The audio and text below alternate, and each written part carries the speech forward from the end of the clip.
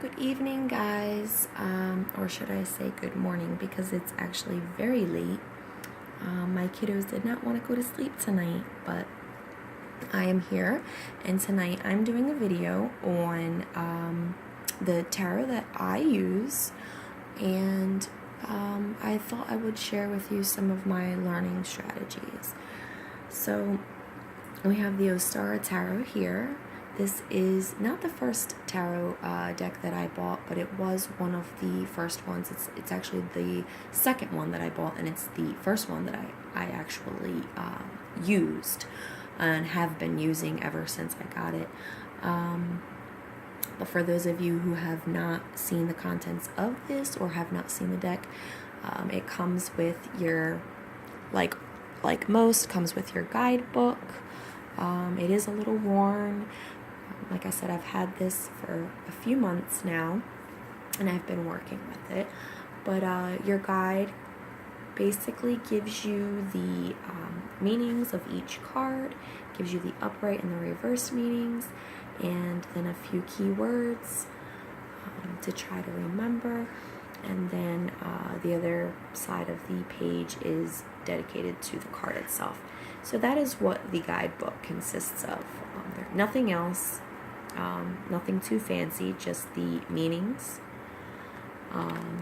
Actually, back here, it's sharing a page, so I guess that's just for the major, has a separate page, and then the minors share. So that is your guidebook. And then the deck, which I actually keep in my lovely Tree of Life sack, looks like this. It is edged in silver, beautiful. It is wearing also, the deck is wearing also, here are the backs of the cards. And then what I also liked about this deck was that it has a separate artist for each suit. So I separated these for you guys so you can see. These are cups. So there was one artist that did the suit of cups, and this just gives you a general idea of what her artwork is like throughout the cup suit. And then we have another artist who did the pentacles, which is coins for this deck.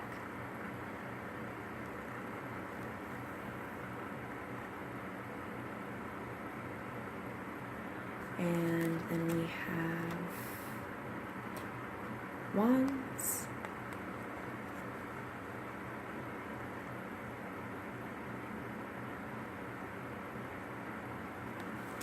And then we have swords. So as you can see, they're, four completely different types of art styles. So that was another thing that I really liked about this deck. This is my favorite deck. Even still to this day, it is my favorite. I would pick this again in a heartbeat. So yeah, that is the deck. It's the Ostara Tarot. I'm sorry. I believe I paid $35 for it. I'm sure you can get it cheaper online.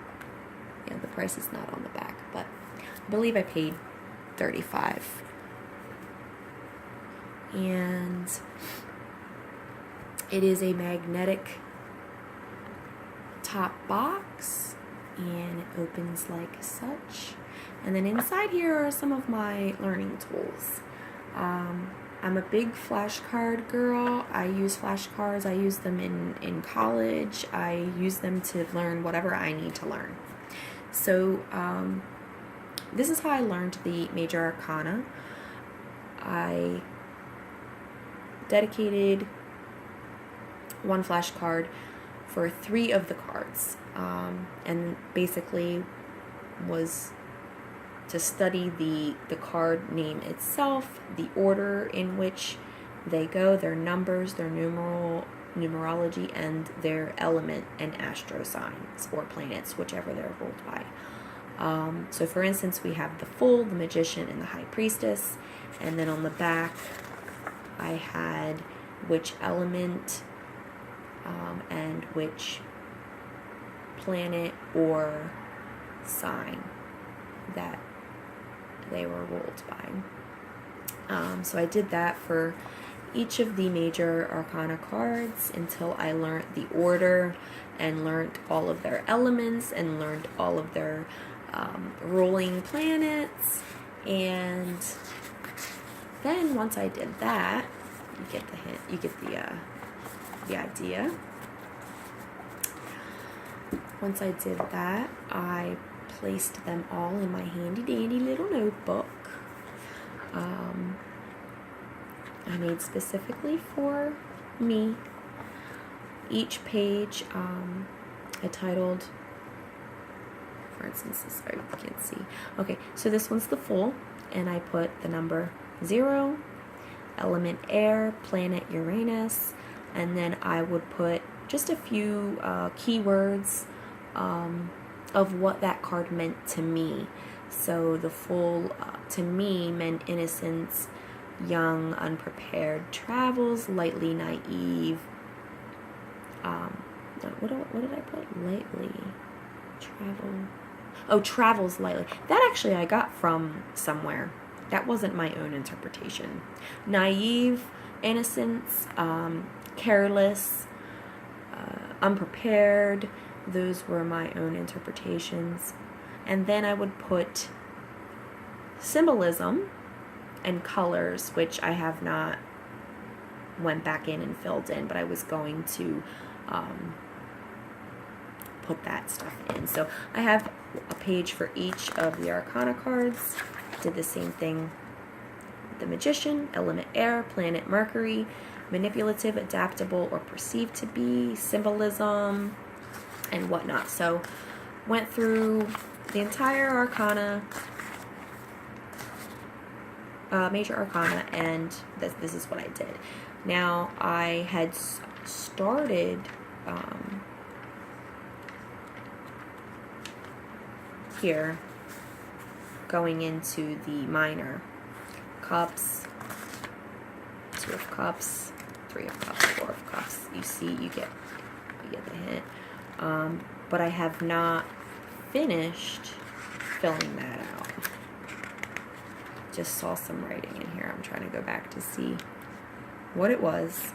Okay, it was just the page Knight, Queen, and King. I dedicated to one page. But you see my little notebook here that helped me learn the major arcana, and now I'm going into the minor. And the little stickies, I used yellow for air. We used blue for water, green for earth, and orange for fire. And with these, it was pink for fire. And then what I would do with these, I have an example here for you with the Magician, is I would take the color sticky, the Magician, the element of the Magician is air, so I used the yellow sticky and just put a few words on here: manipulative, adaptable, or seems to be adaptable, unpredictable. Those were my interpretations, so I put them on there. And just to get me acquainted with the major arcana cards and a little bit of, you know, what they were without going into great detail, just a few keywords. So those are just a few things that I've done to help me learn.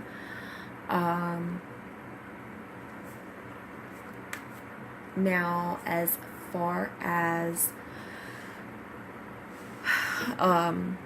books or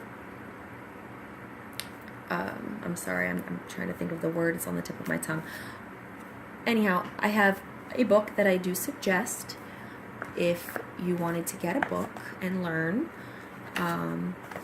And there may be better books out there, I'm not sure. But this is the best book that I have come across, and that is Tarot 101. And it looks like this. It's Tarot 101, Mastering the Art of Reading the Cards by Kim Huggins. This is a great book, and there's not a lot of information on the interpretations of the cards, the meanings. There's not a lot on the meanings, and when I first got the book, I was a little disappointed because of that, until I realized that that is not even what is important. I can interpret the cards the way that I want to, and you know, that's all up to me, really, if I want it to be. And everything else that I need to know, she's got in this book. I mean, there's just so much that she goes into. She first, in the introduction, she talks about the tarot, what it is, what it can do, tips for carrying for and storing your deck, spills, clumping, and other accidents. And then what I really like too is at the end of every section, she has optional homework where she will have you do an activity, like maybe pick a card from the deck and write a story on it, or some type of activity. And then there's further reading, which is obviously self-explanatory. She goes into the origins, the history and myth, the nature of symbolism. She goes into the norms and variants, Joseph Campbell's monomyth, the hero's journey, gender of the cards, feminine and masculine archetypes, developing your intuition. She explains all of the major arcana cards. She goes into medieval virtues in the tarot, the 4 elements, the suits, the courts, different types of spreads. She talks about pre-written versus created spreads. She talks about creating your own spreads, old-fashioned spreads, astrology and tarot, your birth card and your year card, the nature of each court card, elemental attributes of the court cards. I mean, it's ridiculous how much she goes into in this book. I never knew there was so much that had to even do with tarot. Significators, personal tarot court, the 4 worlds and minor arcana, numerology. And then she talks about the Rider-Waite and Thoth meanings, the differences, elemental interaction in readings, pathworking. Let's see what else we got. Dealing with difficult questions or querents, laws on the tarot, reading style spread, interactive readings, matter of seating, atmosphere and appearance, places for fellow tarot lovers, collecting tarot decks, creating your own deck, which I'm very interested in learning about, and growing professional. And that's not all. I mean, these are just the subjects that I highlighted to mention to you guys, but there's just so much going on in this book. She goes into so much detail about tarot, and I love it. And she even explains in the book that, you know, that the interpretations or the meanings of the cards are not as important as everything else that she's got in here. I wanted to show you an example of the she has questions for journaling as well at the end of sections. So she'll have questions for journaling that you can write down in your journal, and just kind of brainstorm